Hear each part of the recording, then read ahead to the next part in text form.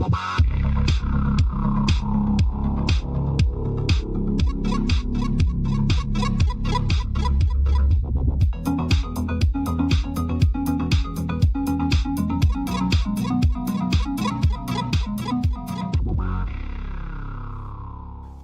and welcome to the Unlucky Frog Gaming Podcast. I'm your host Ben Porter, joined by my co-host Charlotte Porter.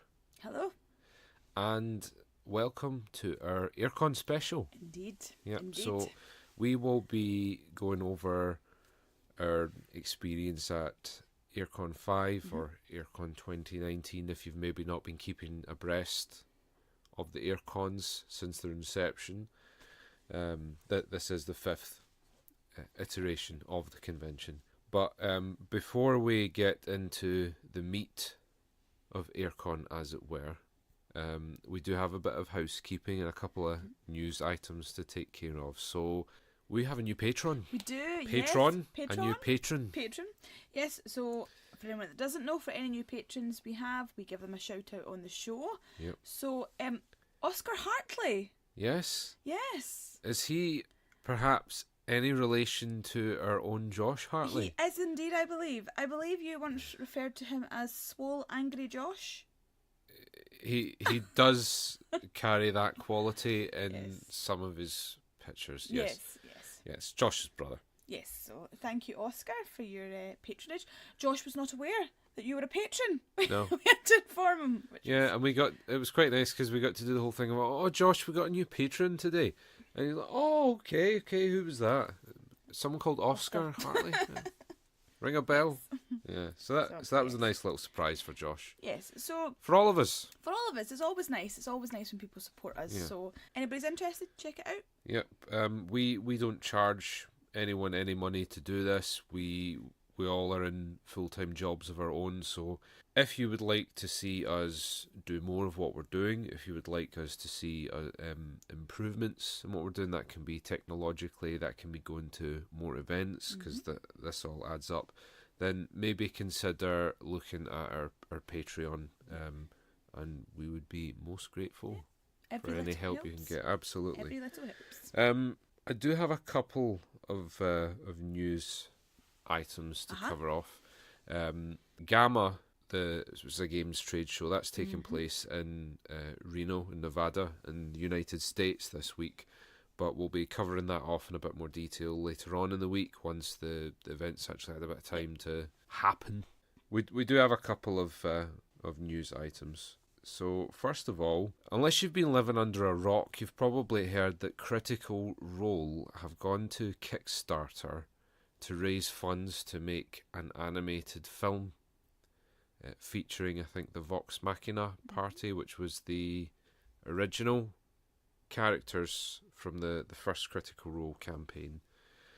And last time I had checked, it had made over £5 million and still has over a month to go. I believe it has broken all Kickstarter records. All the records. All the records across Smashed. all of the industries and all of the projects. It's obviously a project that people are very excited about, and I imagine that it's a fairly big undertaking, but considering how big and how popular Critical Role are, that they are a business in their own right. Did they need to go to Kickstarter? Yeah. I did look at the campaign because I saw you had it open, and they do have a bit about why they're choosing to crowdfund it. And I remember somebody had said that, it might have been Mark McKinnon, our roommate for AireCon. Yeah, he was bunking with us. He was chatting about it, and I think he'd said that they had approached different looking for patronage, I suppose, or looking for an investor. They'd approached a couple of production companies, and they wanted to take more control, I think. I'm remembering this conversation now, and I think what was specifically said was that most of the production companies that were approached wanted to essentially make it a Saturday morning cartoon, whereas they wanted to keep the adult themes and content. Which is understandable. Having come to that, I don't know how many investors they spoke to, how many production companies they spoke to, but they then decided to take it to Kickstarter, where obviously it's been overwhelming success. Yeah, well, I mean, I wish them all the best. We're not Critical Role enthusiast. Our Tom, resident. on the other hand. Well, I was just about to say our resident RPG guy, Tom Mannering. He follows Critical Role with enthusiasm. Yep. It's not my bag, to be blunt. I've tried to watch a couple of them. It just doesn't resonate with me, but it obviously resonates with a lot of people. Absolutely. And I hope it all goes well, especially because it seems that every other week there's another Kickstarter horror story to talk about. Yeah. Hopefully this won't turn out to be one. So the other news item before we dive into our AireCon coverage was that Modiphius have announced that they will be doing a tabletop role-playing game set in the Fallout universe. Ooh. And this is due to release 2020, I think, next year. Okay. So for those of you who don't know, Modiphius have the license for producing a lot of Fallout games at the moment. I know Fantasy Flight have produced a couple. Yeah. But Wasteland Warfare, yeah, that's the one. That Wasteland Warfare it's a skirmish combat game. We've had a bit of a dabble in it. We did enjoy it. It was okay, but I think we felt that Fallout Wasteland Warfare would do okay in a world where Kill Team didn't exist. That's what I was about to say, is that we were really excited about it, and then we got it, we had it, we played it, but then Kill Team came out, and it just did. It just overshadowed it completely. Yeah. And I know we're getting a bit off topic because we're supposed to be talking about the tabletop RPG, but without getting too in depth, I think we probably will do a full review and a full breakdown of Wasteland Warfare in the not so distant future. But it felt like one of those games where the dice combat system was just trying to be different for the sake of it, and was maybe a little bit clunkier for that. But that being said, Modiphius are traditionally a tabletop RPG company, so it'll be interesting to see what they do with Fallout in that context. I think actually Fallout will lend itself quite well to a tabletop RPG, because as grim as Fallout first appears, there's a lot of silliness in it as well. Yes. I think that there certainly needs to be at least a bit of scope for that within tabletop RPGs. Yeah. People just like to goof off in games like that. Definitely. I'm quite excited about that one. Yeah, it'll be interesting to see what they do with it. Definitely piqued my interest. I dare say it will probably be a bit more successful than Wasteland Warfare has been. But time will tell. Yes. So, AireCon. Yes. So, this I think was the first year where they decided to have the convention run over 3 days. Yes. We've been to 2 AireCons now, including this one. Last year was the first that we had went to, and it was just a Saturday-Sunday affair. I think it was open for the Friday evening for a bit of open gaming last year. I have no recollection. I think it might have been. I've got a vague recollection of that. But they certainly it was open all day Friday, but there were no exhibitors on the Friday, which was a little bit odd, I found. Some demos were there, though, weren't they? There were some demos and Mythic games and Imagination games. They had stands out with the exhibitor area, so it meant that they were not confined to the trade floor hours, which were I think like 10 till 6, something like that. What I did really like about Imagination Gaming, AireCon had been in touch with the local schools.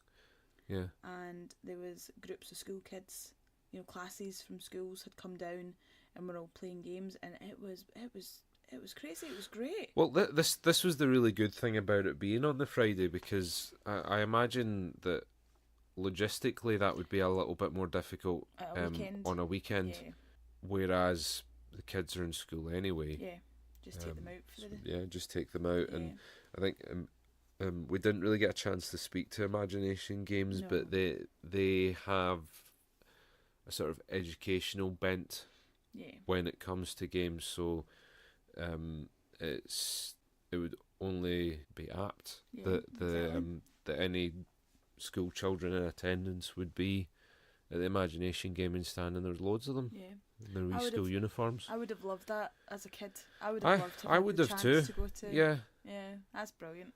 Yeah, so it was great in that regard, but at the same time, we'd come down on the Thursday night. Yeah. We drove down. The Friday felt like a bit of a strange day for us. I did feel that it was more an opportunity to game and also to catch up with people.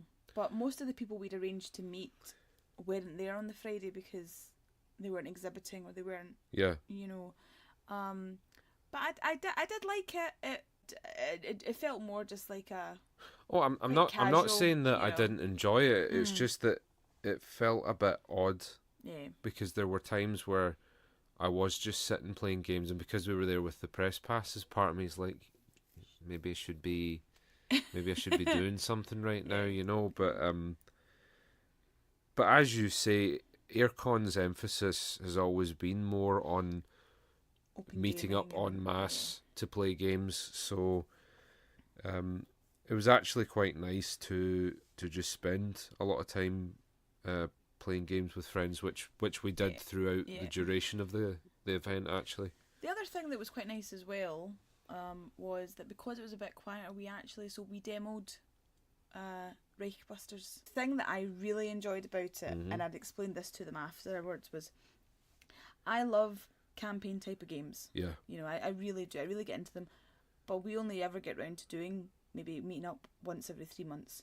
And so with whom? Well, with people we game with. Yeah, Whoever we're doing the game with. Yeah. We only end up meeting up, you know, because you can't get everyone together again. Yeah. And I was asking about whether this would work well as a 2-player, because actually if we could just play something ourselves, because it felt to me more like when we played Borderlands together. This is Borderlands, the video game. The video game. Yeah. Because there isn't a lot of video games now that are couch co-op. You know. No.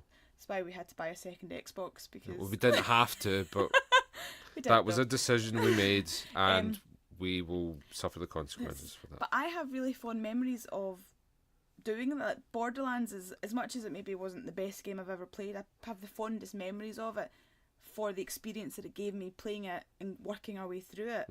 But just to say, so about Borderlands, for you, Reichbusters was that experience on the tabletop? Yeah, definitely.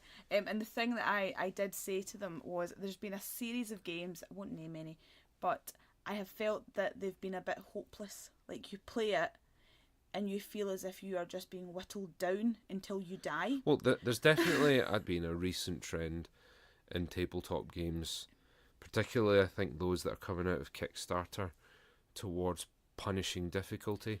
And it's not even necessarily punishing difficulty, but it's creating this sort of mire that the player has to endure, and should get some sort of a sense of accomplishment through coming out the other end of. Yeah. So you didn't feel that you were just walking through and killing folk.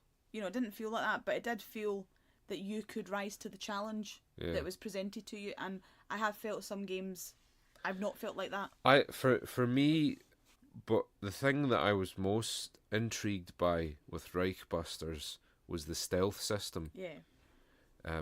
Because every weapon has a noise attribute.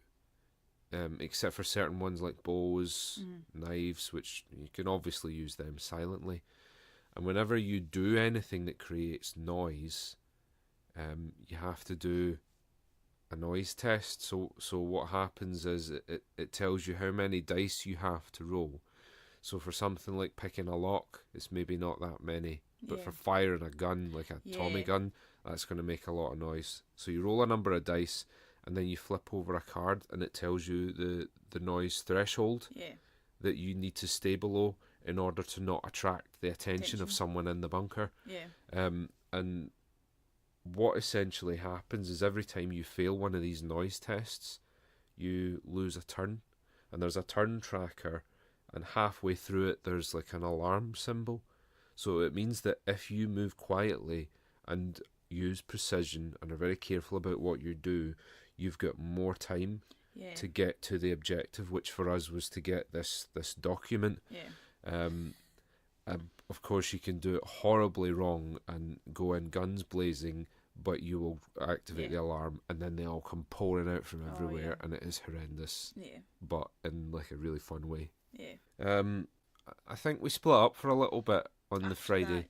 But I went with Iona, who was with us for the weekend, to the Asmodee stand, and got to play Comanauts. That's right. So, this is a game by Jerry Hawthorne, who I believe is the same guy that did Stuffed Fables. Oh, okay. Yeah, so it's Plaid Hat. Yeah. That published this, Asmodee, the distributor. And it's the same idea as Stuffed Fables, where it uses the adventure book, and you've got the map there. Yep. And each of you have got these different heroes with different powers. As the name implies, you are one of a crack team called the Comanauts, and what's happened is this scientist is developing this fancy new technology, and in the style of Gordon Freeman from Half-Life 2, all went horribly wrong. It created a massive explosion, and the scientist is in a coma. But in order to rectify this vacuum that he's created, or this black hole, you need to go into his mind and basically dredge the information that you need from him to reverse this disaster, which sounds awesome, but it's really boring to play. Yeah, you were disappointed, because I've seen it and I was quite interested in it, but both yourself and Iona had said that you were a bit disappointed in it. Yeah, I mean there's a lot of story within it, which is good, but it feels a bit like a dull point and click, where you're basically just walking around a room, picking up objects, and then occasionally something appears for you to attack, but even combat's not that interesting. It just felt pretty dull. I mean, it was nice to look at, and I'm sure that some people will enjoy it, but I found it quite a boring experience, which I was kind of surprised by, considering how exciting the story sounded. It was just quite a boring experience. But it's weird as well, because you're going through his memories, so it means that there's a world that's all fantasy medieval style, because it's his high school years, so it's all his memories of playing Dungeons and Dragons. And then you'll have one for when he finally goes into the tech industry, and it's all futuristic. So it means also that all the characters have got different flavours. Like there's a cowboy, there's an elf with a massive hammer, there's a superhero, there's a sort of noir detective investigator type character. So do you feel it's maybe a missed opportunity? I think so. Yeah. It just feels boring. It didn't feel like anything exciting was happening. There was nothing that really motivated me to keep playing. I don't feel like I'm missing out on anything by not playing it. And for a narrative-driven game, that's a problem. Yeah. So that was my 2 cents on Comanauts. Yeah. As we said, we took Friday at a fairly leisurely pace. Yeah. We played a couple of games with some other people. We pottered about Harrogate a wee bit. Yeah. And then we went back to the party mansion. Yes. To play more board games. Yeah, and that was essentially the pattern of things for most of the weekend. But Saturday, yes, was the big which day. is the longest day, was by far the busiest one. Yeah. The exhibitor hall was in full swing. Was a hive of activity by this day, whereas on the Friday it was more or less like a building site, if I can say that. But you're growing a human. I am growing a human, yes. So I had to go home for a nap. So you had to dial it back a bit for the Saturday morning, and you joined us a bit later on. But Iona and I swung by the Ludicreations stand in the exhibitor area, and we had a little look at Crisis. Yes. Which is very thinly veiled Brexit game. Okay. It's a country in a state of financial crisis. You are like an entrepreneur who is you doing what you do, trying in your own way to stabilize the economy. Yeah. It's like a sort of futuristic looking game. Yeah. It's resource management, worker placement. I thought the banner looked quite Bioshocky. It does a bit. Yeah. There's a sort of That sort Fifth Element, yeah. Bioshock type aesthetic to it. It looks really cool. But because you're in the country's in such a poor financial state, what happens if you're not keeping on top of it is the state of well-being can just plummet very quickly, and it did, and you end up with riots and all this horrible stuff.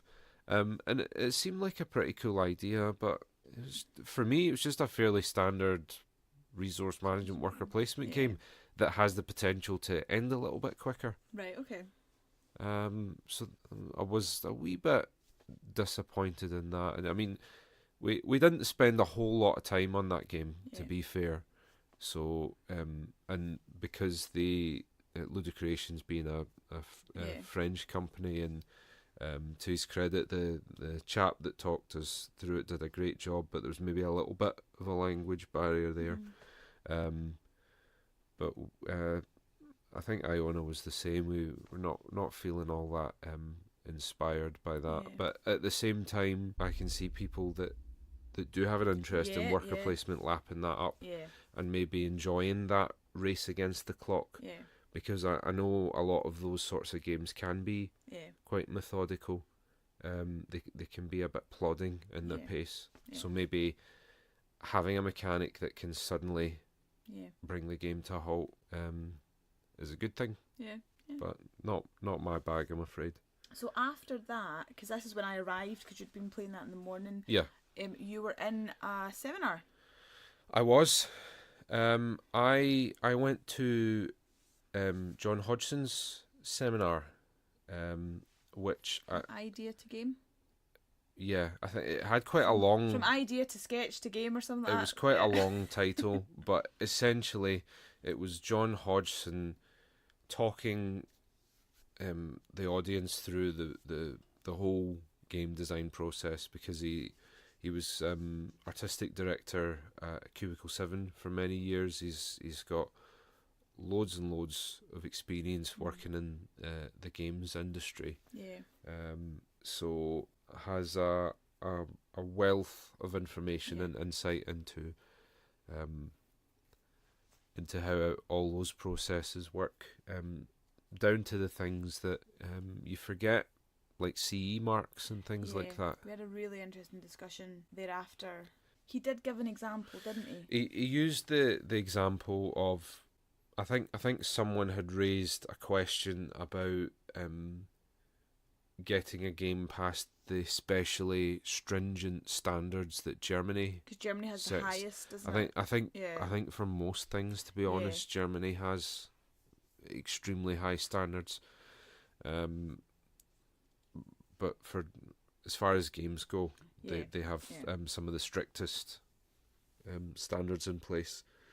And we were talking about CE marks, and he was saying that because there's a lot of people who don't have all this experience and don't have like health and safety guys and financial advisors that they consult on all this stuff, they're going onto Kickstarter with an idea and are missing some quite crucial things. And he actually drew a very specific analogy with Mintworks, and he said that game presents quite a scary prospect, because it's in a mint tin. In terms of risk. I'll unpack that in a minute.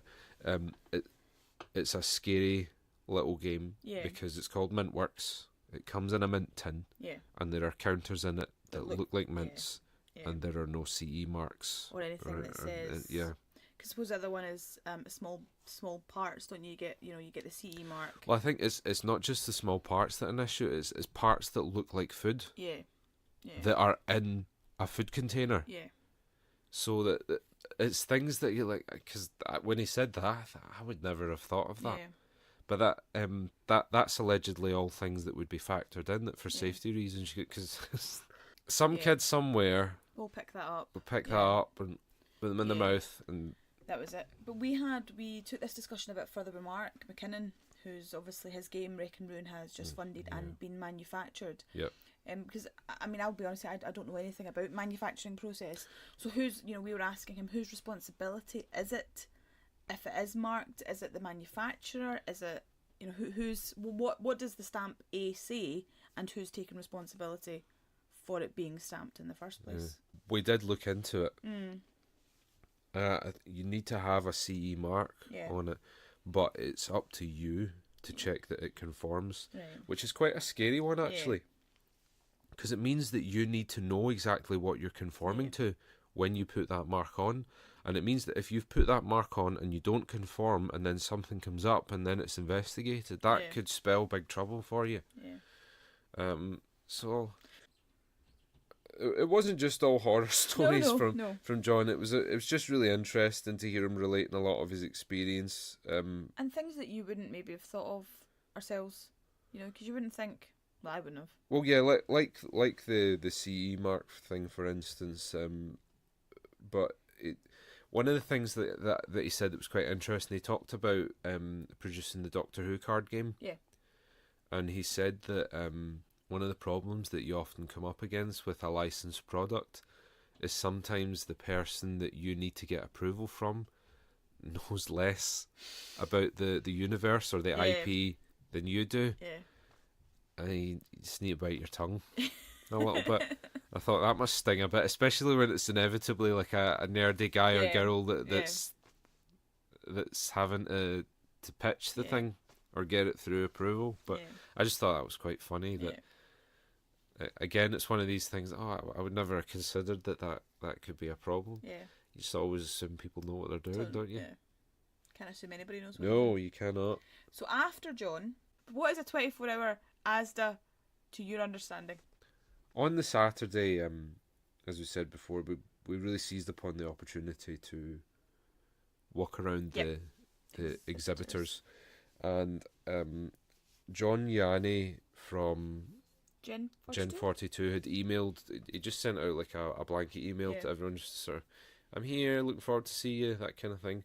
So I thought I'd make a point of popping by because I've never checked in with the Gen 42 crowd, and these are the guys that make Hive. Yes, I've never played Hive, but you see it it's in every everywhere. Collection. It's in every board game library. Should be in a multitude of board game museums that you've frequented. No, but you're right. It's everywhere, and with good reason. You've since played it, and I played it and then immediately bought a copy of Pocket Hive because I was so impressed with it. It's a great little chess-like game, but you've got all these beasties on the tiles that've got all these different powers. So you've got spiders that scuttle around the edges and grasshoppers that leap from one to the other, but it feels like it feels and looks like it could be from any time period. It's not really that stylized, and it's the components have got a nice high quality feel to them. It's the same material like dominoes are made of. So they get, and it's just quite satisfying hearing them all sort of chink together. And even just watching your little bugs swarm out across the table. If I had one complaint about the game, it's maybe that the artwork for the bugs looks, and I know that I've just said it's timeless, so this is a little bit of a contradiction, but it looks a wee bit dated. But I'm maybe not articulating this very well. But what I was saying to Iona was that I would like if the bugs were a wee bit more stylized. Yeah, the bugs are pretty just standard. Yeah, I like silhouette of a bug. Yeah, like it would look nicer if it was like a sort of scrimshaw. Yeah. Thing, you know, where it looked as if it had been engraved by someone 2,000 years ago, like a hieroglyph or something like that. But that's just me being a bit pedantic about how things look. But Hive is really, really good. It's quite an old game as well. 2005 it came out, so it stood the test of time. Yeah. Like, was doing okay way before this board game boom came along. I was trying to think what we were doing. Wish you were doing that, but actually, Iona and I had went for a wander. We went out for a wander and ended up in Games Crusade. Yes. So we went up to Games Crusade. And I was very impressed with Games Crusade. It's a. So this is the local gaming shop for Harrogate. A mixed bag of stuff. It's sort of like a toy shop, come games, come all sorts of stuff. But when we were up there, we bumped into Emma May of Emmerse Studios. She was demoing Quirk up there. So she winked at us and managed to get us to come over to demo because there was a child that wanted to play it. And I'd played it, and Iona had never played it, so we thought we'll give it a go. And it was the original one, so the original one's all just OG Quirk. Yeah, it's animals and stuff like that. So it was the wee girl was obviously very nervous getting into it, but the whole point of Quirk is that you make a fool of yourself. You can't play it without making a fool of yourself. So she came round in no time, and she was doing all sorts of stuff. But Iona then went back and bought 2 copies of it because she loved it. So there you go. It was good fun.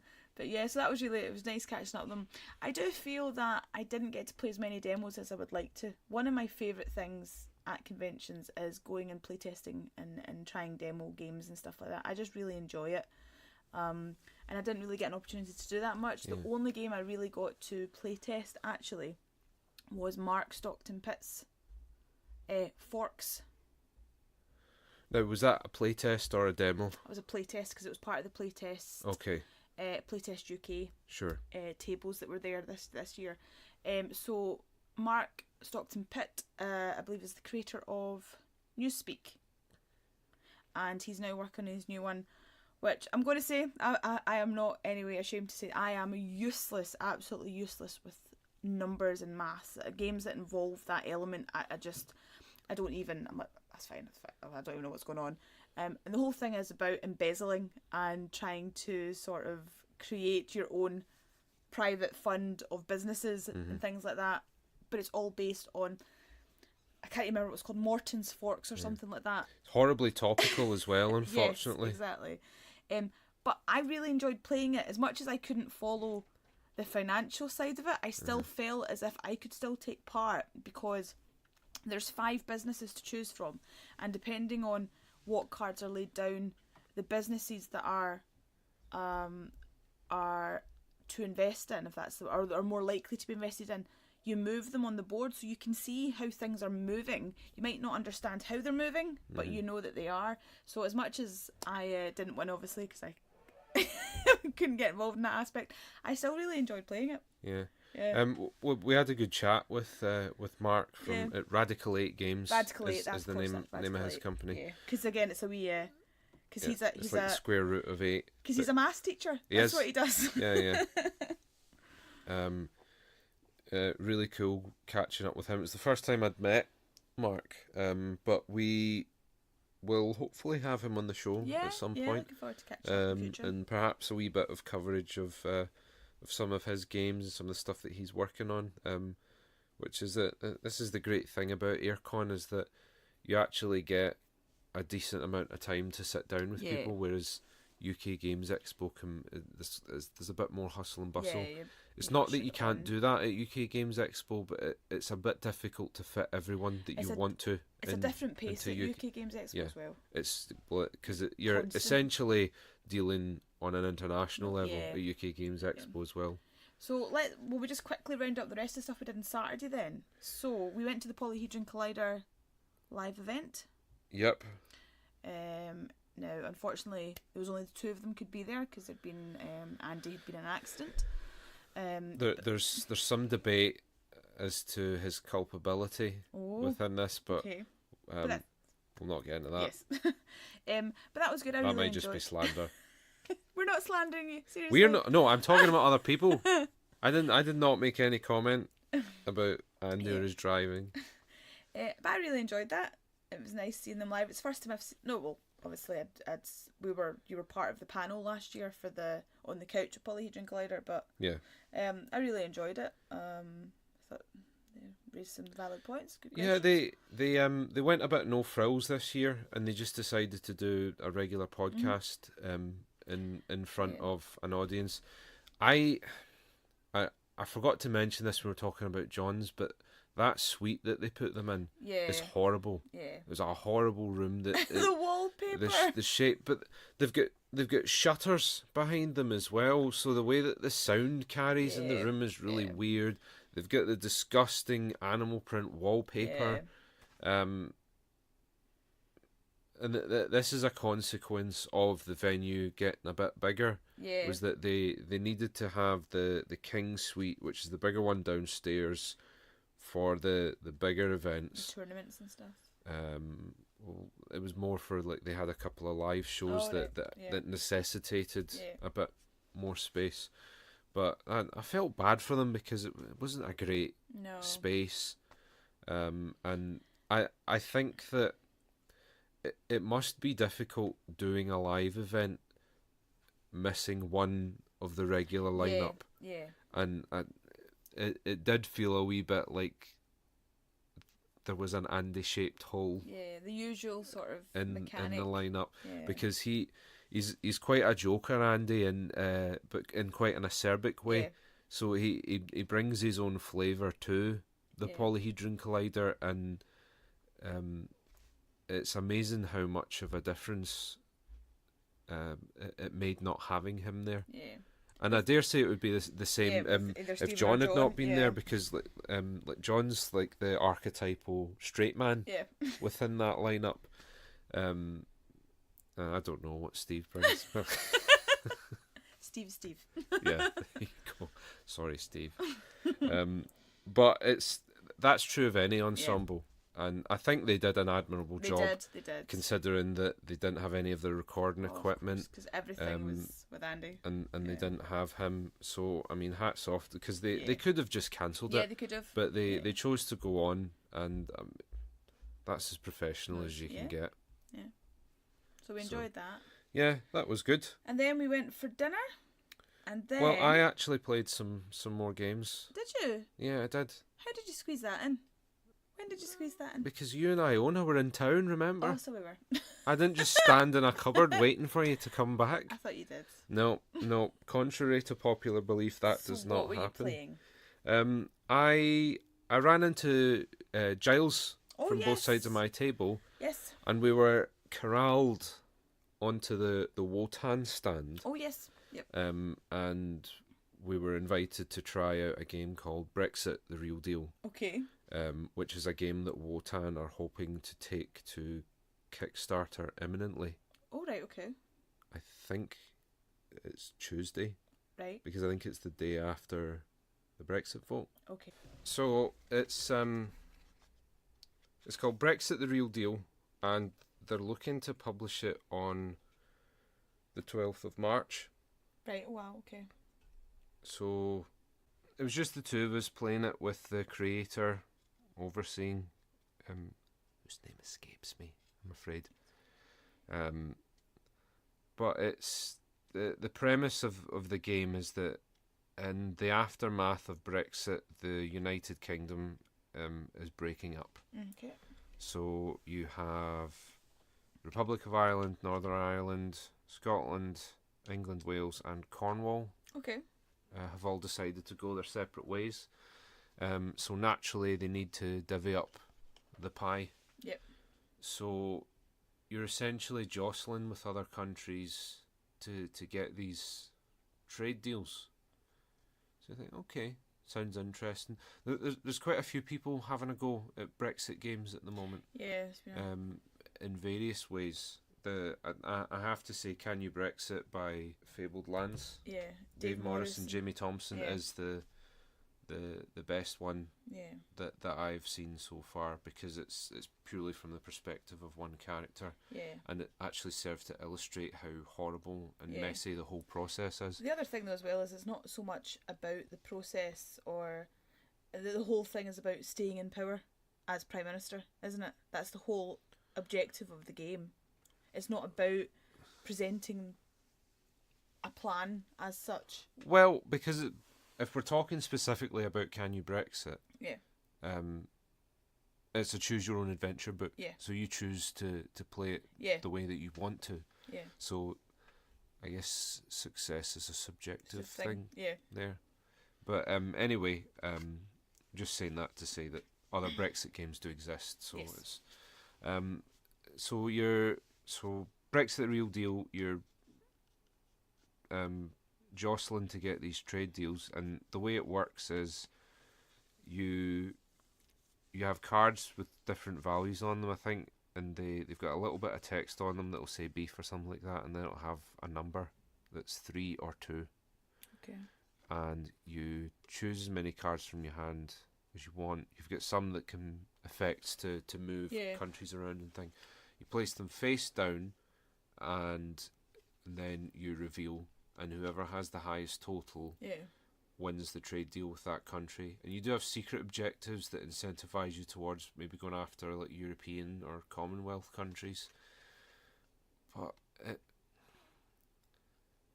it feels like it's got a long way to go before it's ready for even Kickstarter. And I know there's a certain argument that Kickstarter is just where you're pitching. Yeah. But at the same time, we know from experience the Kickstarter audience is pretty much expecting a finished product. Yeah. At least as far as design goes. I mean, that's not to say that you can't change things. Things change all the time during Kickstarters, and people listen to feedback. But I'm just curious as well. Actually, from you talking, it reminded me of some games that I played in an educational capacity when I worked in mental health, which was all about sort of exploring attitudes or exploring things, that potentialities and stuff like that.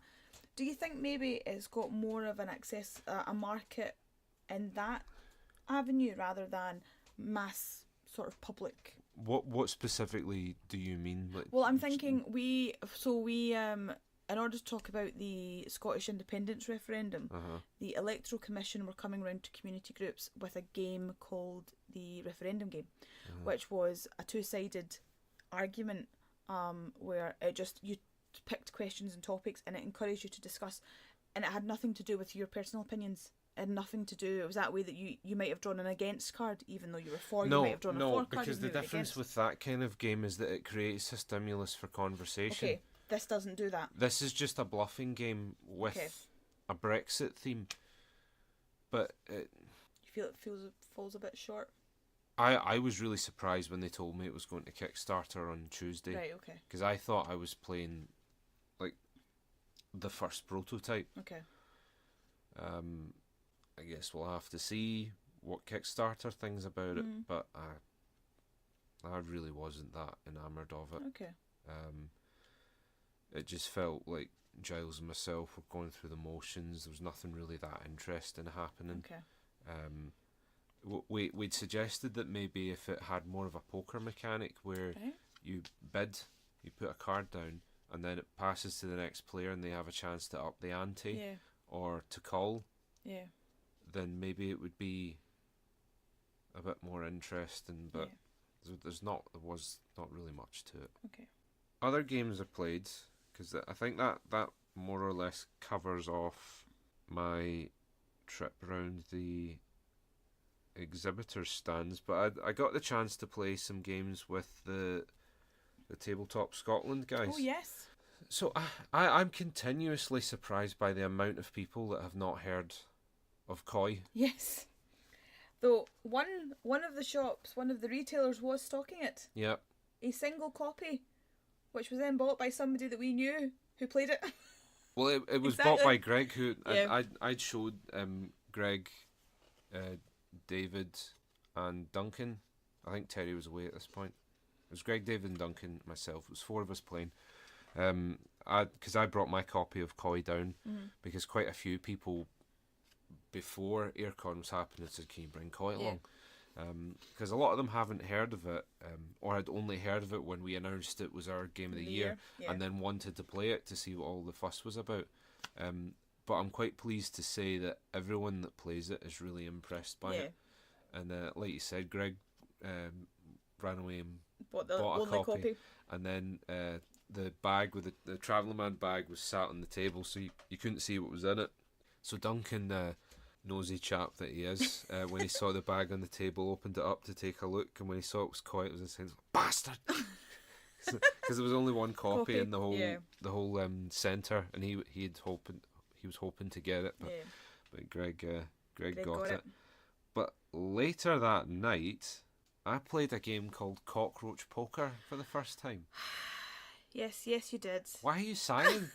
Because you made me go out and buy it for you. I know, because I couldn't find it anywhere, and I really wanted a copy after I played it. So Iona and I went back up to Games Crusade to find a copy. Hey, we got one. Yeah, we did. So I played this with the same guys I played Coy with, basically, plus Terry. And it is so much fun. I do think that the level of enjoyment that you can get from this game is probably quite dependent on who you play it with. Yeah. Because all it is you have 8 suits in the game, and they're different creepy crawlies like bats, cockroaches, and there's 8 copies of each card. You shuffle them all together and you deal them out evenly amongst all the players. And the object of the game basically is to try and fob off these creatures to other people. You play them face down, and you can choose to be honest, or you can choose to just lie and say to someone, for example, "That's a cockroach under there." That person then has to make a decision on whether or not that person's lying, or whether they just want to have a look at the card and maybe try and pass it off to someone else. But it's got a win condition that I've not seen in any other game before, and that's if one player loses, then all the rest win. Yeah. And you get this brilliant melding of theme and mechanic, because it encourages you to be this disgusting weaselly creature and like to all gang up on your pal in the most horrible way. And the artwork's brilliant. You know that it's the you know this really thick, bold lines on these cartoony looking animals, and you know I just love it. I think it's a great game. Yeah. So we played it again on Sunday night. We did. And I lost, and but we were in fits of laughter. And it's a dangerous space to let the pregnant woman be in a fit of laughter. That was a dangerous time for everyone. I will bear full responsibility for that. Evidently, a very small accident, but it was great fun. I really enjoyed it. I had no idea what I was doing. I still have no idea what I was doing. What better testimony can you give for a game than actually rushing out to go and buy a copy yourself? Yeah. So the other thing that we did on Saturday night, we appeared in Fameeple Fortunes. Yes, I can never get my tongue around that. Yeah. So that was the live event put on by I Play Red. So Cat hosting and Rob as the techno wizard with the laptop. Why are you laughing? And the clicky. Yeah, clicky. You get the going. So we were in the reviewers team, alongside Rodney Smith, Polyhedron Collider, and Paul Grogan. Yep. So you think that'd be a great meeting of minds? A great. Those questions were so hard though. I don't know who they did those surveys with, but I was saying to Rodney afterwards that it made me question all of my choices. What am I doing here? What am I doing with my life? But we did win. The viewers team did really well. Considering they were all smashed. They were all smashed, and actually I think they did better than us in the actual rounds, didn't they? Because we won the final round, but I think during the preceding rounds they actually did better than us. The initial rounds they were stomping us, but then we clawed it back. We brought it back. Didn't feel like a win though. No, but it was good fun. It was lots of. It was just it was good fun. Everyone was enjoying themselves, and the main thing is maybe easy to say this when you've won, but the main thing is with something like that, I think, was that everyone was entertained. Yeah, and it was really nice getting to meet, like actually sit down with people in a sort of fun capacity. Yeah, brief as it was nice to, to get to chat to all of the guys on our team, because you do talk to the people on your team more, obviously, but and Kat and Rob did a great job entertaining everyone with a bunch of really weird prizes. Oh, the prizes were phenomenal, I have to say. Yeah. The prizes were phenomenal. We got an upgrade goodie bag with just an assortment of bits and bobs that we could use to upgrade any or all of our games. Contained this Nightmare Santa with no face. face. I thought, I've forgotten what's in the bag, to be honest. I think maybe that's his dark power, this faceless Santa. He makes you forget what's in the bag. But there's lots of different No, he things. just makes you forget. Who are we? Just peering into the void in his face. Because it's not even that he doesn't have a face. There's no face. There's like a space where his face should be. It's like a Nazgul. Yeah, he's just got like his whoop. But there's like a Santa beard and red hat on it. And then a hole. It's not even like he's got it's like no face, there's a gaping void. Yeah. So that was good fun, and well done to everyone that took part. It was great fun. So what did we do after that then?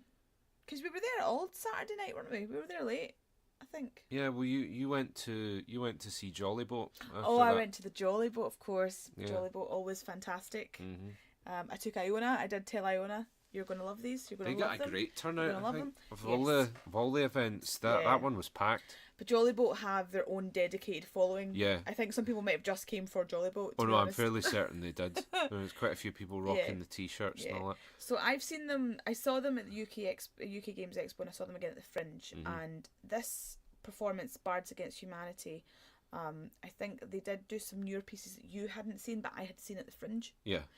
So I knew all the songs, which is great because I could sing along. But yeah, had a great time, and I'm looking forward to going seeing them on the 13th of June when they come to Glasgow. Yes. That'll be nice. Might even get to catch up with them a bit because they're always rushing around when we see them. Yes, they are. I think that covers the bulk of our AireCon experience. There's that was just Friday Saturday. That was Friday Saturday. Well, Sunday, I got to play a game called Quacks of Quedlinburg. So I'd been sitting playing some games with Greg and Terry in the viewing gallery, the sort of conservatory bit on the side of the centre, and I'd played a couple of games of Hive with Greg, and then I got them to play Ruthless, which I'd picked up a copy of that over the weekend. So Terry then says, anyone want to play Quacks? And he pulls this box out, and it's the most German-looking game. A sort of big, jolly medieval merchant on the front, isn't it? But it's really, like, it looks a wee bit tacky, to be honest. But it completely belies the game inside because it's such a lovely game to look at. And it's got all these amazing components, but it's called Quacks of Quedlinburg. That's its full name, which is a horrible name for a game. And it has the most hideous box, but it's so much fun. So you've got this little bag full of all these ingredient tokens, and you've got the cauldron in front of you, and you're trying to brew the best potions, but if you draw too many white tokens, you blow yourself up and it all goes wrong. So there's this push your luck element, and you're doing it all at the same time, and you're looking over at the other people, and you're seeing that they're a bit ahead of you, and you're like, oh, hurry up and blow yourself up. And I got so into it. But and it's got these little rubies. And it's just, if you like pretty games, play Quacks of Quedlinburg. It won Kenner Spiele des Jahres 2018, and I have to say it is the first time I find myself in full agreement of a Spiele des Jahres decision. Good. I loved it, and I am going to buy a copy because it is a great game. Good. Good. So I think whilst you were playing that, it was Iona's birthday. It was. So why don't you tell the audience about... So anybody who knows Iona, anybody who's listened into our Secret Santa episodes, will know that Iona loves llamas. And alpacas. And alpacas. She loves them. She just goes mental for them. So with that knowledge, and the knowledge that it was her birthday, why don't you regale the audience with what happened? When Iona was out the room back at the Airbnb, I quietly said to Mark and Charlotte, I'm going to get Iona a copy of Altiplano. The llama game. Yeah. That was what you'd said. Yeah, because I thought irrespective of whether or not she actually likes the game, she would like to own it. Yeah. As a collector of llama things. Yes. So I thought it was a sure bet. So Mark had said that, and I'd forgotten that Mark had said that he was going to see if there was a copy. Because he left a wee bit earlier, so he could go into the Bring and Buy and have a look. He went a bit earlier, and then I went in and was queuing for Iona, and I said, right, I don't want you. I'm just going to tell you because I don't want you trying to argue your way out of this. We're going to buy you a game because it's your birthday. And to be fair, she was very flattered, but you know the fact that she didn't tell anyone it was her birthday, she didn't want it to be a thing. Yeah. But we went telling everyone it's Iona's birthday today, so it meant that all these people were wishing her well, which was nice for her. So I went to the Bring and Buy. On my way there, I get a text from Mark, bearing in mind that we've all been doing stuff, and it just says I got it. So I text him back, what are you talking about?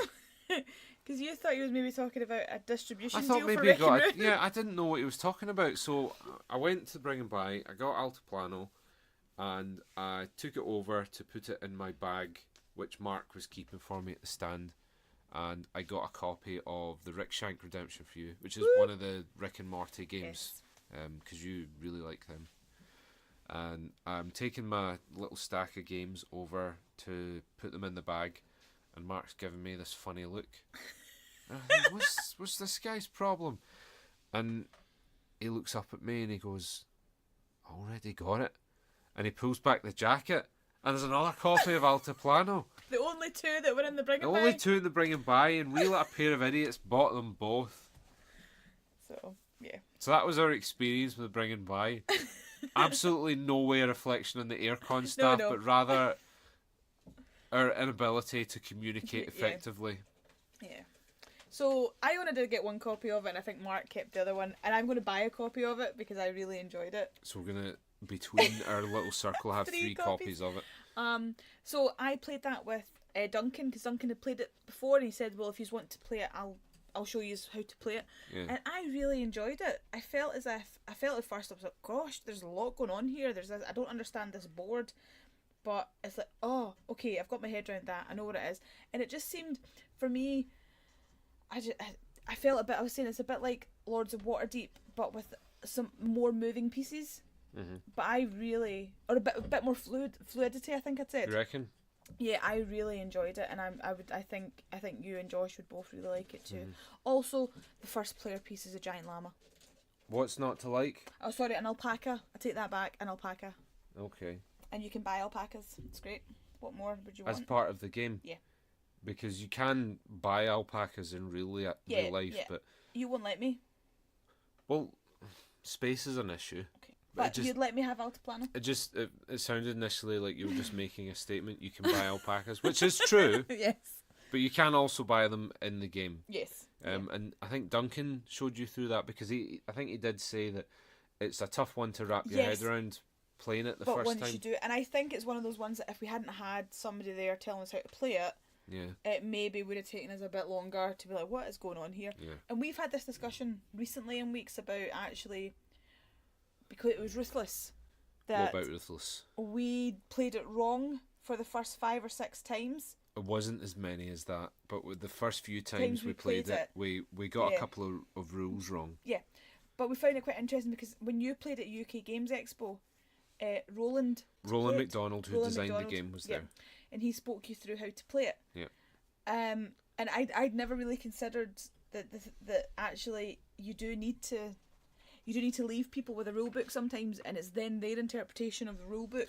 Well, this is something that Jon touched upon in his talk, that you need to have playtesters and rules writers who really know what they're doing come in to your project who are not working on the development of the game, because the problem is that the designer is too embedded in the game and is able to just rattle off things and is maybe a little bit blind to explaining that effectively at times. So having Duncan there really helped, because I think if Ira and I were doing it ourselves, we maybe wouldn't have got through it quite as... Because it's quite a long game. It's about a 2-hour game, I think it was. Yeah. Probably would take us about 3 hours if we had to stop and look at the rules every so often. Yeah. So the Sunday, we took things at a much more leisurely pace. And for me, I think that if you don't have any interest in doing open gaming, then... It's maybe just a one-day event for you. Then maybe AireCon's probably a one-day event. But the emphasis has always been on that. But the exhibitors did seem as though they were a bit quieter last year. And I don't know if this is a sort of knock-on effect of the convention getting that bit bigger, because they've got the hall upstairs now. Yeah. So it means that the exhibiting area is no longer central. Yeah.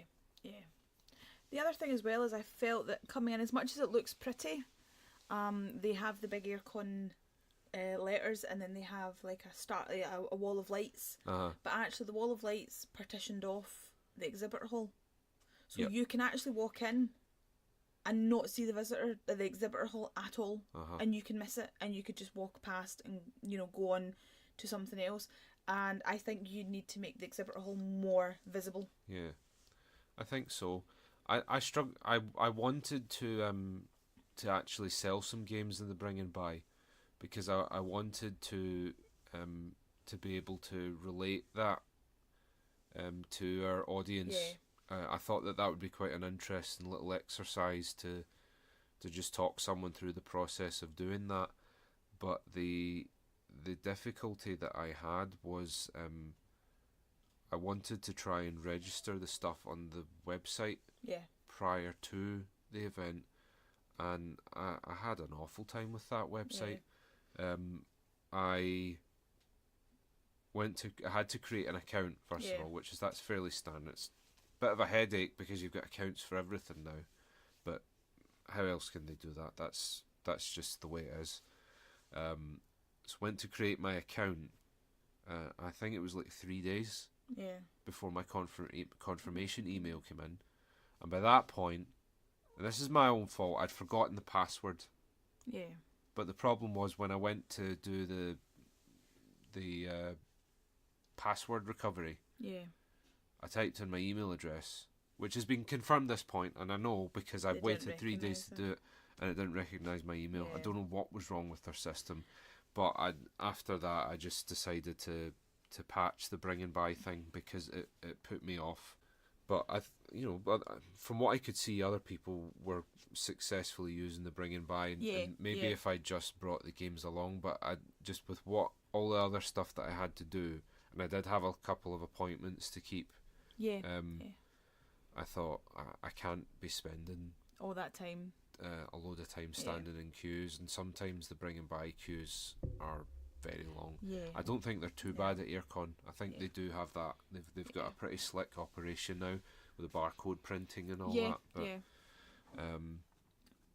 one of my things with I think the convention has outgrown the website. I think the website does need to be updated and a bit more in depth, because it's one of those websites where it's actually just like 4 pages and everything's on those 4 pages, but there's so much going on that you can't always find what you're looking for. Well, I couldn't find an exhibitor list, and it transpired that they did have it, but it was in the FAQ section, which was, I would have thought that the sensible thing, I'm not questioning, no, I am questioning what they've done. I would have thought the sensible thing would have been to have a tab. What I'm thinking, just exhibitors, and then you click on that, and it shows you everyone that's there. But that's what I'm thinking. I'm thinking that their structure of the website doesn't allow for that. Yeah. And that's why they then had to find places to put the information. They've tried to shoehorn things in. Whereas I think the website does need to... It needs a full reboot. And make it navigable, make it so that you can find this, you can find that. No, I think you're probably right, and it's a good shout that maybe a lot of these things have been tacked on as they go, rather than it ever getting a full overhaul, which is what it probably does need. Yeah. What was good though, and I did enjoy, I downloaded the Fan Guru app for it, and that had all the details on it, that had all the events, that had all the exhibitors and stuff on it, so that was really good to just have sort of on and about. It did send you constant pop-ups being like, did you know, this is starting, this is happening, we're closing soon, this, that. I like that though, it's like, get out. Yeah. We're shut. It didn't say get out. It said the show is now closed. Please make your way to the exit. But I just liked that the app was like, right, it's time to leave, guys. Piss off. But yeah, no, I enjoyed that. So. At the same time, I'm going to be devil's advocate here. It is a bit annoying that a lot of the conventions seem to be trying to push you down this road of using the app. Yeah. I like an app though. I like having... The app's good, but at the same time, why can we not have Tannoy announcements and things? Yeah. But then, if it's open gaming, I guess that would maybe annoy people. Yeah. They do have a programme. Yeah. But it's a very small one. It would maybe be good if it had a wee bit more information in it. But AireCon's a good show. I really like going there. It has a more relaxed and friendly feel to it. I think that if you are purely going to conventions to see what's new and what's going on, then AireCon's probably not for you. No. Because it's more of a sort of hobby show, I think. Yeah. Where it's like, come along, play some games, and then maybe have a look at what some designers have brought along. But that being said, I don't think that I would want to go to AireCon if there were no exhibitors. Yeah. I like having both there. Yeah. I like seeing what's new, but also having the time to sit and game. Yeah. And do stuff. And I think that's the feeling you get from the whole of the convention, really, I think. And the guys do a great job. They do, they really do. They really do. But I think that it's starting to get a little bit bigger, and there's maybe a little bit of trial and error taking place. I think it's maybe got a bit bigger than they had anticipated, and it's a bit as if they're catching up with the convention rather than the convention following suit. Yeah, it might just be me, and maybe just because I was sort of fresh on the scene at that point, but last year it felt that it was a bit more organised. I think it's maybe they're struggling with managing that area. Yeah, it's a big space. Yeah, because it's you need to think about how everything's laid out for footfall and things like that, because the exhibitor area was quiet this year, and I think there was a couple of people had said that it was quieter than they thought it would be. There was a lot of people as well that said they didn't know there was an upstairs, and I know that maybe one of the ways that Tabletop Scotland got around that, as much as I don't know if it was actually in the original plan, was that within the RPG so much was upstairs, they did put some shops. That's a good idea, yeah. So that you knew if you wanted to go see West End Games, they were upstairs. So it does encourage you to explore the whole place. Well, yeah, there's our thoughts on AireCon. Good fun. Great chance to meet up with some UK-based folk. We'll have links and names and tags and all that in the show notes, and we've already mentioned a bunch of people. But this episode's gone on long enough. Yes, it's grown arms and legs. It's time to go. I am parched. Yes. And the cat is going off his nut. Yes, because we've not been here. He's now all over us. Yeah. And he wants fed too, so on that note. On that note, we'll draw this episode to a close. Yes. Thanks very much for listening, guys, and we'll catch you next time. Bye.